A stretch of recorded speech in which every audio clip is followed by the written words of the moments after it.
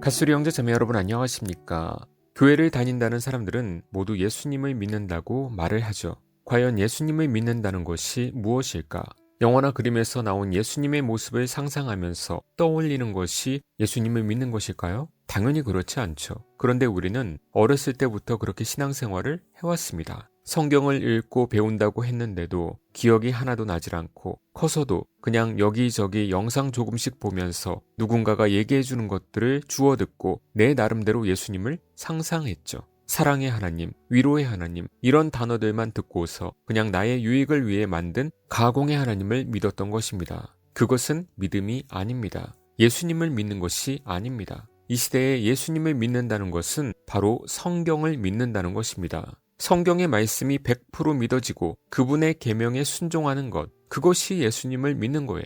그런데 성경의 말씀, 즉 교리와 구속사역과 삼위일체 하나님에 대해서는 들어보지도 못했고 알지도 못하면서 예수님만 말한다고 그 사람이 구원받았다고요? 절대 그럴 일은 없습니다. 그런데 그렇게 착각하며 살아가는 교인들이 너무나 많죠. 예수님 믿는다고 말하기 전에 성경을 먼저 아시길 바랍니다. 성경의 내용을 믿는 믿음이 예수님을 믿는다고 말할 수 있는 것이지, 성경과 교리는 아무것도 모르고 예수님을 믿는다고 하는 것은 칼빈의 말을 인용하면 맹신이라고 합니다. 그 맹신은 구원을 줄 수가 없는 믿음인 것입니다. 메이체는 이렇게 말합니다. 복음을 믿지 않고 그 인격을 신뢰한다고 말하는 것은 무익한 일이다. 왜냐하면 신뢰는 신뢰하는 사람과 신뢰받는 사람 간의 인격관계를 의미하며 이 경우에 있어서의 인격관계는 은혜로운 십자가의 신학에 의하여 성립된 까닭이다. 복음과 교리에 대해서는 모르면서 예수님의 인격을 신뢰한다고 하는 자들, 그런 자들이 거짓된 믿음이라는 것입니다. 그것은 구원에 무익하다는 것입니다. 믿음이라는 것을 나의 어떤 강한 의지로 생각하는 사람들이 많죠.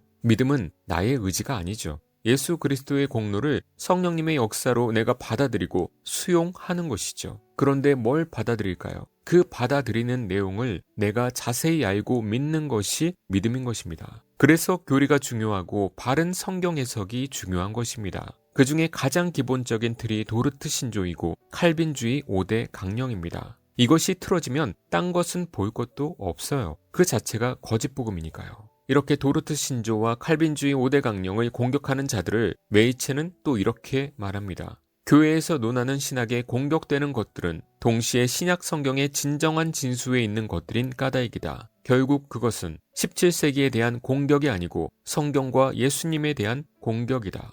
와, 정통 교리와 신학을 공격하는 자들은 성경과 예수님을 공격하는 거래요. 왜? 진리는 하나니까. 그런 사람들이 구원받았다고 할 수 있을까요? 개혁교회 다니면서 알미니안주의자들과 칼빈주의를 싫어하는 자들과 혼합하면서 교제하는 자들이 주님을 사랑하는 자들일까요? 그렇게 교리적 혼합을 하면서 1027 연합집회 같은 것들을 참여하고 WEA에 참여하는 자들이 주님과 교리를 사랑하는 자들일까요? 그것이 신학의 겉멋든 자들입니다. 젊은 사역자들이 그런 거에 동조한다면 벌써 싹수가 노란 거예요. 바른 교리가 없이 칭의를 얘기하지 마십시오. 그것은 성령님을 거짓의 영으로 만드는 것입니다.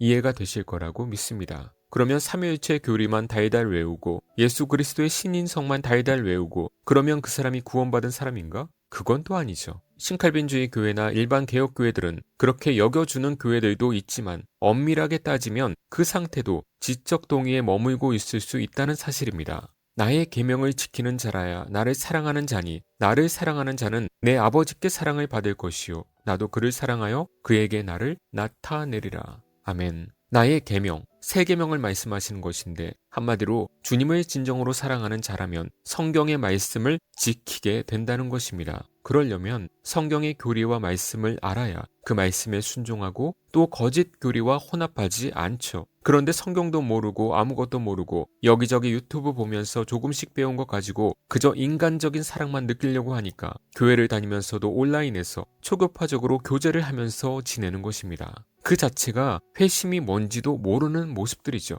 그 다음 구절에서 말씀하시죠. 나를 사랑하지 아니하는 자는 내 말을 지키지 아니하나니 너희가 듣는 말은 내 말이 아니오 나를 보내신 아버지의 말씀이니라.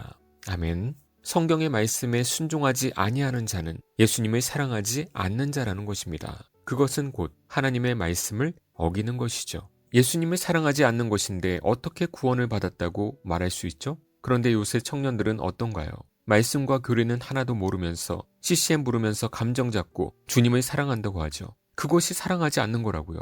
아시겠죠? 그렇게 주님 사랑한다고 백날 고백해봐야 죽어서 지옥 간다니까요. 이것을 진짜 이해를 못하더라고요. 이해하기 싫은 거겠죠. 이해하려고 하면 또 머리 아프게 성경 교리도 공부해야 되고 세상 재미도 끊고 살아가야 하니까 그냥 모른 척하고 주님 사랑한다고 믿음 있다고 퉁치고 세상에서 마음대로 살아가고 싶겠죠. 그것이 지옥 가는 거짓 믿음인 것입니다. 그러니까 이 거듭남과 회심이라는 것을 단순히 한 면만 보고 말할 수 없는 것입니다. 여러분의 지식적인 면과 삶의 변화를 함께 봐야 되는 것이고 또 본인 스스로가 성령께서 역사하시는 그 손길을 분명하게 느꼈던 때가 있을 것입니다. 그렇게 영적으로 둔하지 않은 사람들이라면 반드시 그런 확연하게 초자연적인 전환기를 느낄 수 있습니다. 그것이 회심의 체험이죠. 그것은 바른 말씀이 선포된 후에만 가능한 일입니다. 그렇기 때문에 바른 말씀이 중요한 것입니다. 그런데 정통 교회와 교리를 모르고 그저 유튜브에서 사람 많은 곳들만 찾아다니다가 유튜브 잘잘법 같은 곳이나 인스타 햇살콘 같은 그런 인본주의, 자유주의 채널에 물들어 버려서 그렇게 나의 귀를 긁어주는 곳의 가르침을 따라간다면, 그러면서 주님을 사랑한다고 말한다면 그 자체가 성령받지 못한 믿음이고 주님의 말씀에 순종하지 않고 있는 거짓 믿음이 되는 것입니다. 성경의 말씀을 그대로 순종하지 않고 자꾸 비비꼬면서 다른 길로 빠지게 만들잖아요. 그러니까 나중에 그 거짓된 행위대로 심판을 받는 것입니다. 어리석은 다섯 처녀가 되는 것이죠. 내가 증언하노니 그들이 하나님께 열심히 있으나 올바른 지식을 따른 것이 아니니라. 하나님의 의를 모르고 자기 의를 세우려고 힘써 하나님의 의에 복종하지 아니하였느니라. 아멘. 하나님의 의, 즉 예수 그리스도를 바르게 알고 믿는 그런 올바른 지식 없이 그저 자기 생각대로 자기 마음대로 자기 의를 세우려고 열심히 불순종했다는 것입니다. 교회 안에서 주님을 믿는다고 말을 하면서 말이죠. 왜요? 성경과 교리를 모르니까. 지금 이 구절에서 힘써 하나님의 의에 복종하지 아니한 자들이 유대인들을 두고 하는 지적입니다. 그러니까 그들은 어떻게 됐어요? 구원받지 못하고 지옥 갔다는 거예요. 그런데 이런 교인들이 이 시대에 거의 다죠. 그렇게 믿으면 어떻게 된다고요? 지옥 가죠.